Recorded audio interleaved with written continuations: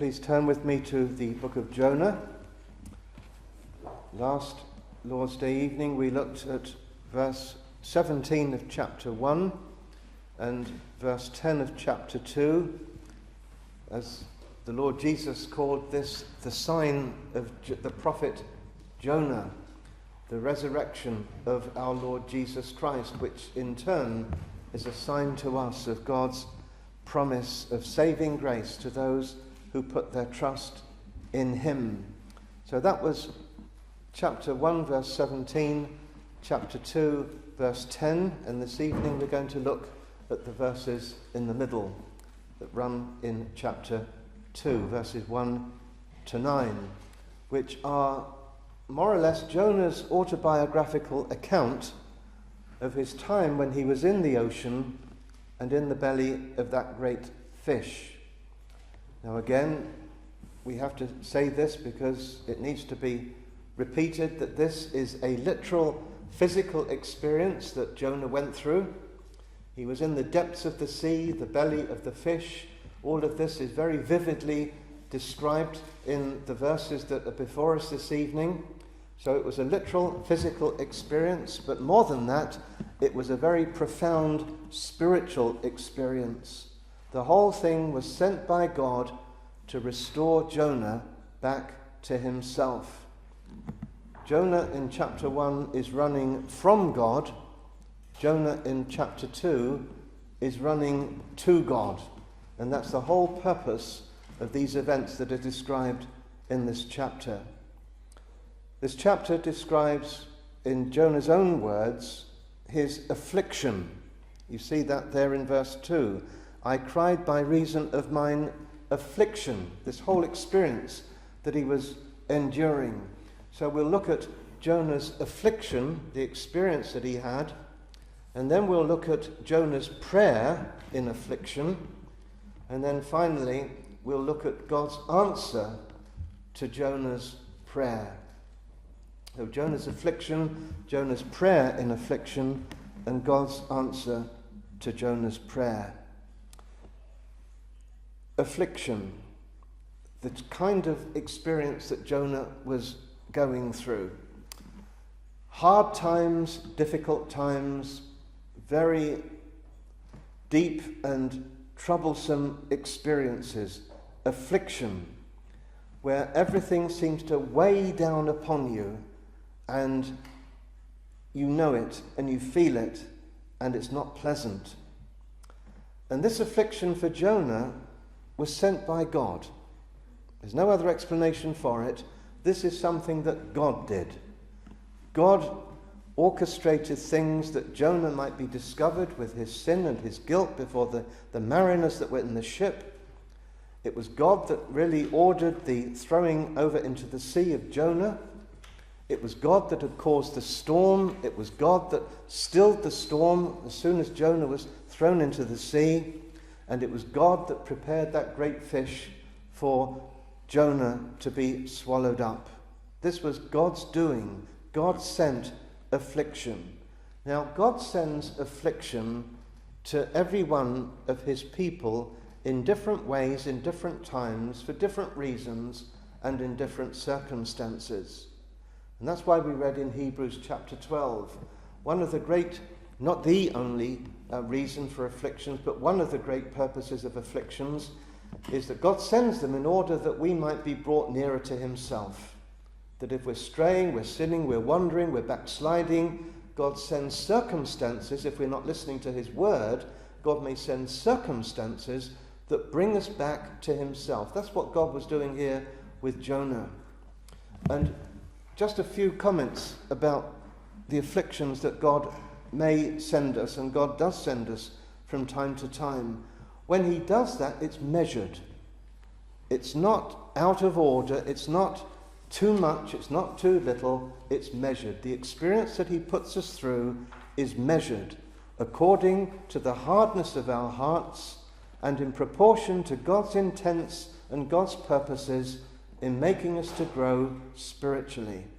Now, the obvious illustration of that, I'm sure I must have given this to you before, but when you go to the doctor, you've got something wrong with you, and he diagnoses what's wrong with you, and he says, well, you need such and such a medication. And there are different doses, aren't there? And there might be so many milligrams, and then you go up from there. And he doesn't start you on the most extreme of the dosage. He starts you on what he thinks is appropriate. And if that's not enough, then he increases the dosage. Well, God goes straight to the heart of the matter. He knows exactly what we need and how we need to be dealt with. And so it's measured. Another thing about God's afflictions when they come is that when they are severe, when they are hard to bear, it's meant to be like that. Jonah went through a very tough 3 days and 3 nights, and God meant it to be difficult. And we need to remember that for ourselves. If we are in the equivalent of the belly of the fish, it's not because God has lost control or things have got out of hand. God meant it to be thus. We also need to remember this, that God is never, ever vindictive. God always acts in grace to his people. So it's measured, it's meant to be what it is, and thirdly, it is purposeful. Jonah says at the beginning of verse 2, I cried by reason of mine affliction unto the Lord. And that's what God was getting Jonah to do. That was always in the mind and the heart of God when Jonah was on the run from him. He wanted and determined to turn Jonah around and to turn to himself. As I said a minute ago, Jonah had been running from God, and now God sends this storm and gets Jonah into the sea and into the belly of the fish. And now Jonah is not running from God anymore. He's in a place where all he can do is turn to God and run to God. And this was always the purpose of God. In other words, the treatment is working, the patient is responding. God's purpose is having success. And that is always the purpose of the afflictions that God sends to us, that he may turn us to himself, or that he might turn us more faithfully and constantly to himself. There's always a gracious purpose behind it. Now, what about Jonah's affliction, as he calls it? And what about the afflictions that can come our way? The first thing that strikes me about all of this is the question of being thrown into the sea and then being swallowed up by a fish. Why was it like that? Why didn't God wait for Jonah to get to Tarshish and then deal with him? Well, there might be many, many answers to that, but and of course ultimately it's in the inscrutable wisdom of God. But the thing that occurs to me is that the sea was Jonah's chosen method of escaping from the presence of God. It was the way that he sought to run away from God. And God uses the very means by which Jonah was trying to escape from God to bring Jonah back to God. And I just wonder whether that's how it often can be with us. The very thing that leads us from the Lord, the very thing that we become obsessed with and that becomes an idol to us and that we give our lives to, and God gets excluded, that very thing, God can turn it around and make it a millstone for us and cause us to see that this is not the way to live, this is not the way to go. This very thing that I thought was going to be the answer to my life is actually crushing me. It's not good for me because it's dividing me from God. And so God uses that very thing to bring us back to God. But for Jonah, this affliction, this experience was fearful and terrifying. Let us not allow the outcome that we know, because we read all the story, don't we? We read the whole account, we read all of the 4 chapters, and we know what happens in the end. Well, we must be careful that because we know what happened in the end, the experience doesn't get kind of sanitized and made less than it actually was. It was a terrible experience. And would you like this to happen to you? You're in a ship, the storm comes, and you're thrown over the side, and you're in the sea, and you're going to drown, and then a fish comes along and swallows you, and mysteriously, miraculously, you're alive for 3 days, 3 nights in that in the belly of that fish. Did anybody else ever go through something like that? Would you like to go through something like that? It's a terrifying sort of an experience. But this is God's means of bringing Jonah back to himself. But it has this physical level, this affliction, and it has an emotional level. There he is, to all intents and purposes, about to drown in the ship, in the sea, and then swallowed by the fish. There's the physical side of things, and of course there's the emotional side of things with it that inevitably attached to all of that. And you can see that in the way that Jonah speaks, the terms he uses to describe it all. He says at the end of verse 2, he talks about the belly of hell. Hell being not the hell that we think of in terms of the place of eternal punishment and torment, but the realm of death, the place of the grave. That's what he thought and felt he was in. He speaks in verse 3 about the billows and the waves. Billows are the breakers that you have in the ocean, the waves that are completely enveloping him. He speaks in verse 5 about waters and weeds. The depth closed me round about. The weeds were wrapped about my head. Verse 6, I went down to the bottoms of the mountains, right to the very bottom of the ocean. The earth with her bars was about me forever. It seemed that he was imprisoned and entrapped there. So this was a most awful kind of physical and emotional experience. But beside that, and more importantly than that, this was a spiritual experience. Jonah, as you read these verses, was not just afraid for his life, not just terrified by the actual experience he was going through. What was paramount for him was his spiritual state before God. He was keenly aware that all of this is God's own doing. He knew it, and he knew why. He says in verse 3, for example, when he speaks about the billows and the waves, notice what he says, all thy billows and thy waves passed over me. He knew that God himself was dealing with him, and this was not just some catastrophe that had happened. This was God coming to him in a spiritual kind of mission. He says in verse 4, I am cast out of thy sight. God seems to be at such a distance. He feels guilt for his sin. You remember in chapter 1, the mariners had said to him, why hast thou done this? Why have you tried to run from this God whom you know and whom you profess? And that must have been surely his own experience, his own question. Why did I ever do that? Why did I see myself to be such a man that can run from God? Why did I ever think of such a thing? And he's feeling, therefore, estranged and alienated from the Lord. And this is what is most hard to bear. You know, this is a test of our spiritual state. When something hard and difficult comes our way, what is the most important thing to us? Is it the loss of something or even someone? Or is what is even more crucial and difficult than that a sense of estrangement from God? That's the great question.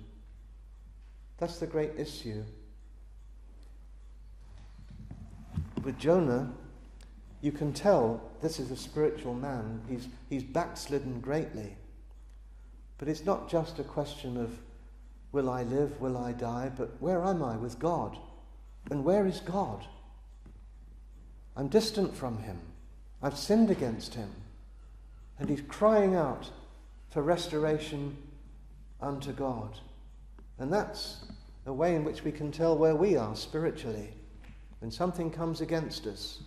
Is it simply that we want God to come and solve our problems, to deal with the issues that are causing us so much trouble and distress and unhappiness?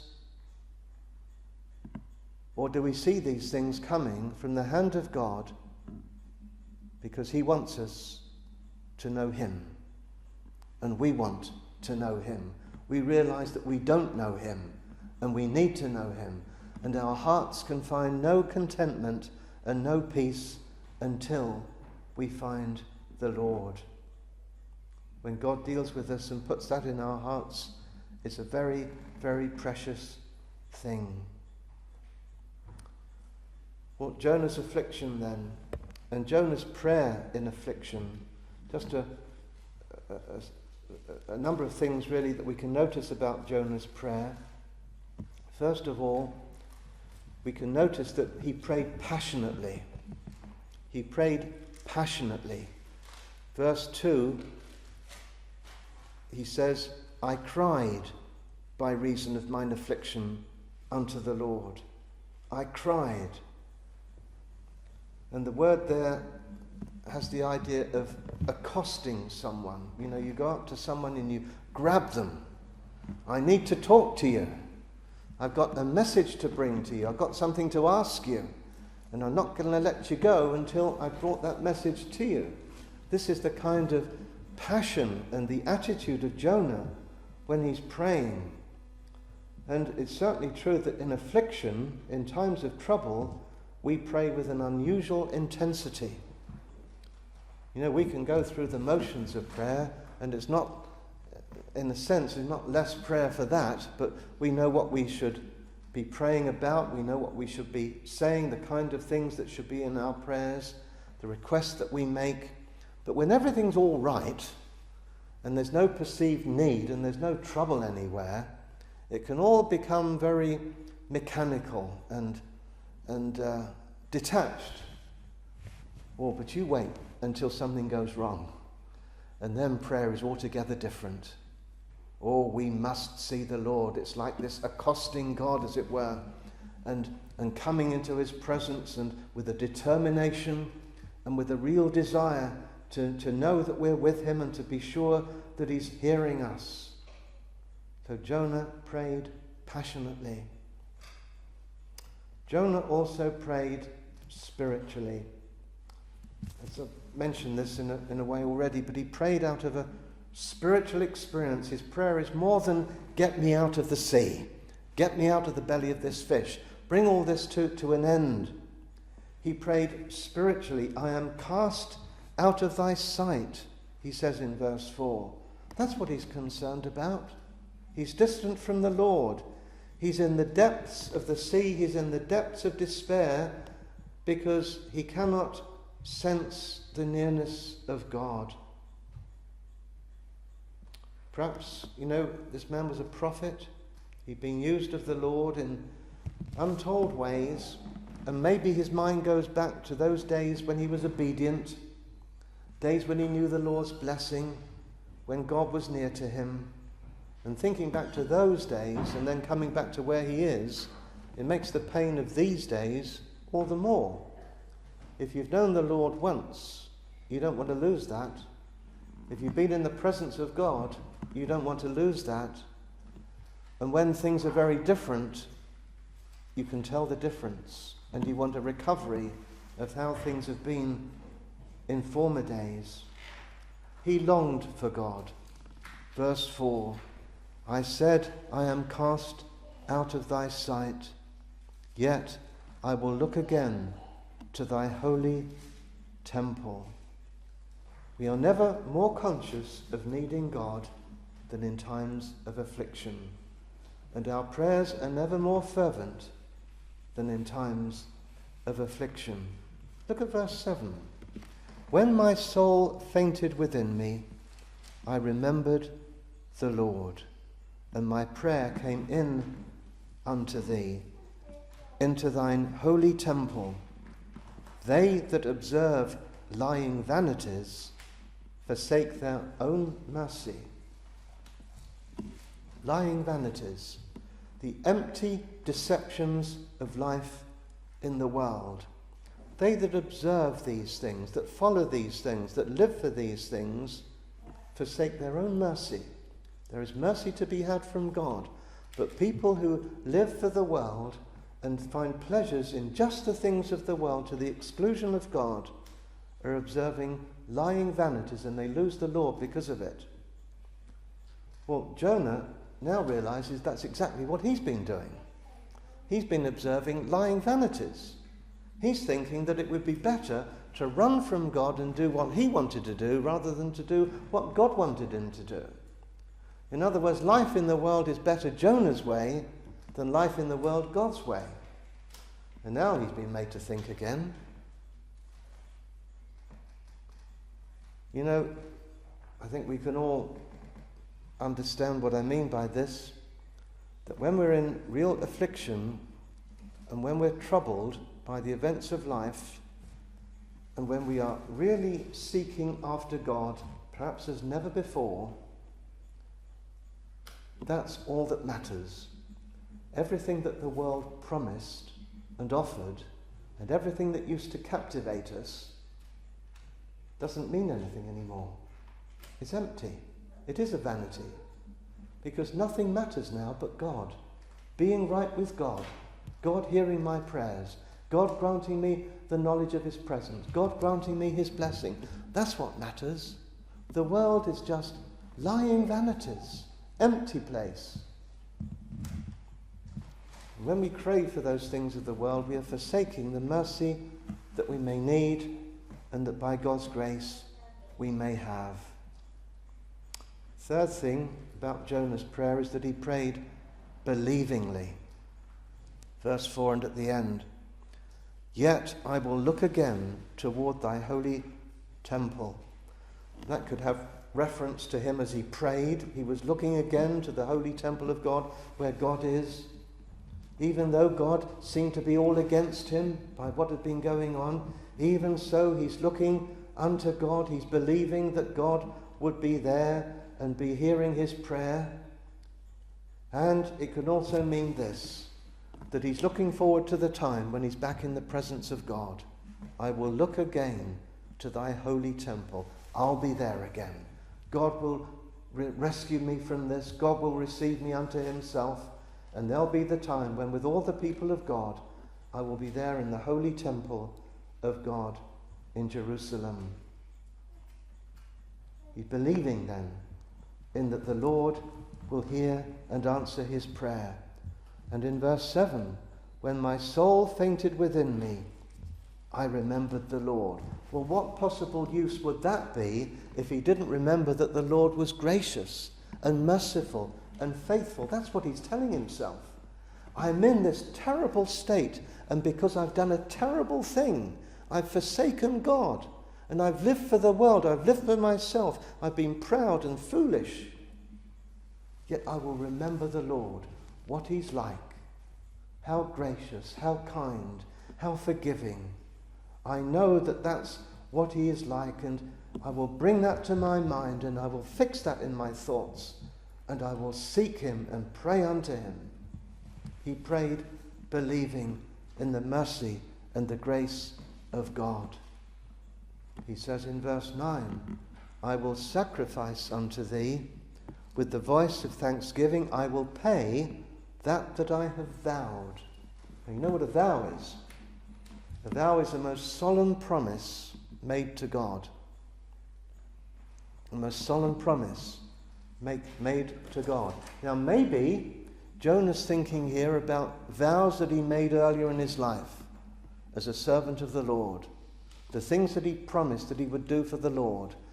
The kind of life that he would live for the Lord. And it all comes flooding back to him in this time of affliction because he's broken those vows. Maybe he's thinking in those terms. Or it could be that he's now thinking in terms of new vows. That when the Lord rescues him from this terrible situation and Jonah is back in his prophetic ministry, then he will be faithful to God, and he will serve the Lord, and whatever the Lord commands him, that he will do, and he vows that unto God. But whatever, whether it's past vows or new vows, he's determined to serve the Lord and to fulfill the vows, the promises that he has made. Never again, might he say, do I want to offend the Lord and dishonour him and bring all these kinds of troubles upon myself. He's determined to serve God. Do we remember the promises that we've made to the Lord? Have we made vows to God when we've been in trouble? Do we remember them? Do we keep them? Do we honour them? He prayed, fourthly, repentantly, I will pay that I have vowed. I will do this. Fifthly, the question that arises out of all of this is this, and I think this is a great issue for us. When we're conscious of sin, when we know that we've been badly backslidden, when we know that we have consciously, willfully disobeyed the Lord, just like Jonah did, and when we become stirred up in our minds and in our hearts that this is not right, God is against me, this is serious, do we ever ask ourselves the question, or does the question ever get posed to us from within ourselves, can I pray when things are like that? Will God hear me when I'm in a state like that? When God is evidently so displeased with me? Will God hear? Is there hope for me? That's a very serious question, because when we're very down in times of affliction, we may have doubts that God would ever have us back and hear the prayers that we bring him. Well, in this most wonderful chapter, there is a very clear and emphatic answer. And the answer is yes, God will and does hear the sincere prayers of a repentant sinner. Look at verse 2. I cried by reason of mine affliction unto the Lord, and he heard me. Out of the belly of hell cried I, and thou heardest my voice. And in verse 7, when my soul fainted within me, I remembered the Lord, and my prayer came in unto thee, into thine holy temple. You know, when we're in the depths ourselves, when everything seemed to have gone so badly wrong, and we're conscious of our own failings and of our own sins, it is not the question, can I pray? The better question would be, how can I not pray? How can I not pray? Because that's what I must do, and that's what God wills for me to do. See, this is all God's intent for Jonah. Jonah was running from God, now Jonah is running to God. That's exactly what the Lord was trying to prompt him to do. And when we feel within our souls that we are wrong with the Lord, that we're distant from him, and we feel that within ourselves we must seek him, we must make ourselves right with him, we must begin again and live in his way and in independence upon him, and for this we must come and pray. Will he hear me though? Yes, he will. Yes, he will. The minute that we feel an impulse to pray, pray. The minute that we feel an impulse to seek the Lord, do it. Do it with all our hearts, with all our minds. Give ourselves to nothing else. That's what Jonah was doing. God had got him in the belly of this fish, where all that Jonah could do was seek the Lord. And Jonah sought him. And that's what God was waiting for. And the minute that Jonah prayed, Jonah's prayer was heard. What a gracious God he is. How many times have we affronted God? We couldn't count, could we? We couldn't count. What deep offences have we committed against him? What willful sins have we indulged ourselves in? And yet God comes with his storm and with his fish, and always the reason behind it is to bring us to this point. I must seek the Lord. I must pray unto my God, for he will hear me, he will forgive me, he will stop me from my wild career and start me in his way again. It's the mercy, the grace, and the love of God that brings us to a point like that. So, my friends, if you feel a distance from the Lord tonight, go home to your room and pray to him, because he will hear you, he will forgive you, and he will restore you. That's what he did with Jonah. And we read in verse 10 there, the Lord spake unto the fish, and it vomited out Jonah upon the dry land. You notice that? Upon the dry land. God doesn't do things by halves. He took the fish to the beach and spoke to the fish, and the fish spat out Jonah onto the dry land. Not into some boat, not unto a passing piece of wreckage. Straight to the dry land. God most mercifully and wonderfully delivered Jonah. There's a verse in Psalm 34 that's very precious. It's verse 4, and it says, I sought the Lord, and he heard me and delivered me from all my fears. That's what he did with Jonah, and that's what he'll do with us, if only we will call upon him. May God bless his word to us. Amen.